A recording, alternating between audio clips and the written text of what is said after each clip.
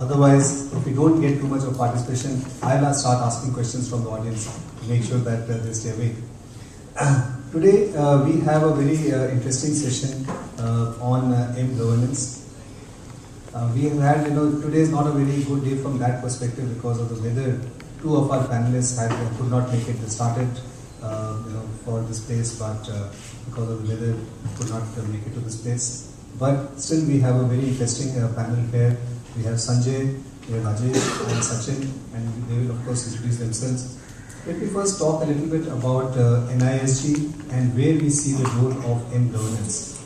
NISG is a National Institute for Smart Governance, and our role is effectively to help various government departments as they are implementing some e-governance or maybe some technology interventions in making some of their business processes much more efficient, much more streamlined, much more transparent.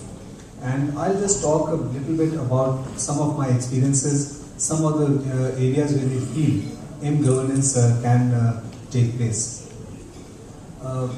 Just to take an example, we were talking to the Secretary, Department of Fertilizers, and you are aware that in India we give a lot of fertilizer subsidy to make sure that the farmers get the fertilizers at the right price. Right? So there's a lot of money which is spent on that.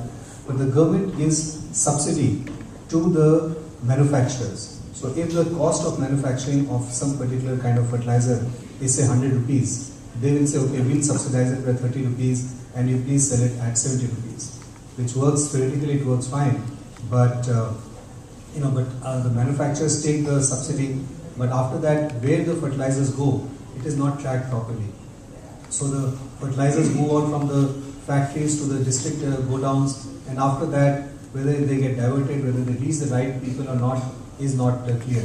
So we were talking to the Secretary, Department of Fertilizers, and he was saying that, look, we would like to track the movement of fertilizers right down to the last shop which is selling the fertilizer to the farmer, and rather than giving subsidy to the manufacturer, can we transfer subsidy to the farmer himself, that he buys it at the market price and we transfer some money into his account through a financial inclusion kind of a system.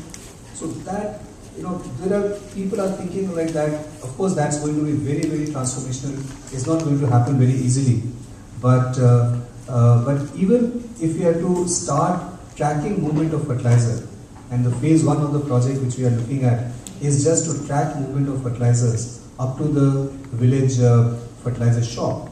Even for that, most of these villages, you may not have connectivity, you may not have a point of sale terminal, and therefore ability to track what is happening to that fertilizer would happen through a mobile phone, because that's the only device which can be used as a point of sale terminal if you want to use applications like this. We were talking of Department of Health, Ministry of Health and Family Welfare. The minister in fact had gone to China, and he saw that in all the Chinese villages, right, when a pregnant woman is about to give birth to a baby, the primary health center, they have the mobile number of that of the mother, and they keep on sending messages that now you have to come for this treatment, or you have to come for this vaccination, or please come for this. So they are able to track for the entire duration that this antenatal and prenatal care is provided. They are able to, on a proactive basis, so they have got call centers which are providing through the mobile phone various kind of services to pregnant women. And the minister was saying, can we do a similar thing in India? So we were looking at how things like that could be done. I'll give you one more example: public distribution system. Right? We are talking of food grains being given to people below poverty line at a subsidized rate. But you've all been reading in the papers lately about a lot of food grains which are rotting at the various godowns, they're lying in the open, and the ministry does not have very clear idea where the food grains are lying. So again, can we start introducing some technology initiatives? Can we start capturing to make sure that the food grains reach the right person? Can we use a UID based solution so that anybody who has a UID number, when he comes to the fair price shop, he can identify himself and make sure that the food grains are being given to the right person and not going to not getting diverted.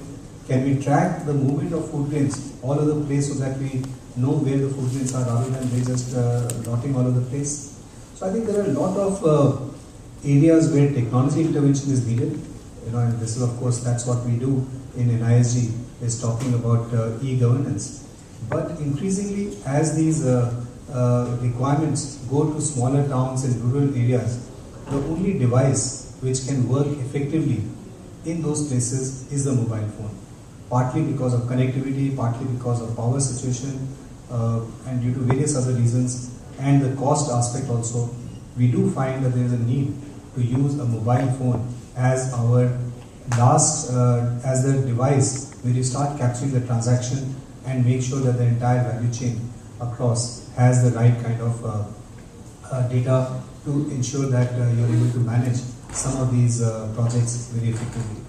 So I would say that mobile governance, or in a way using mobile phone in various government requirements to manage some of the projects very effectively is a key requirement.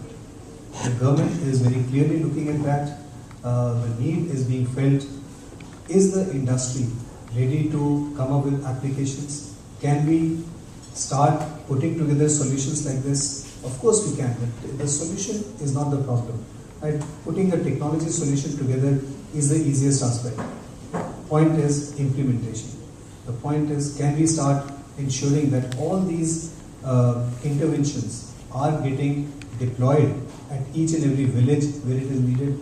And that's where the challenge lies. Right?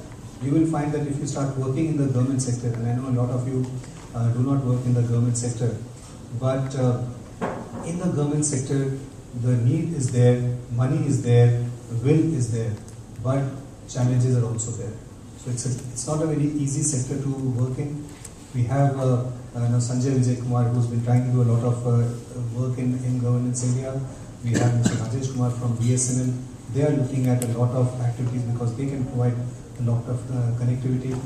But I'm absolutely clear in my mind that going forward, we will start seeing a lot of governance initiatives coming up. So this is just a brief introduction which I wanted to give on the potential of governance and how it can be used, and how in my interactions with various ministries we come across areas where government departments need a mobile solution to deliver or to get the data being captured at the last point of transaction.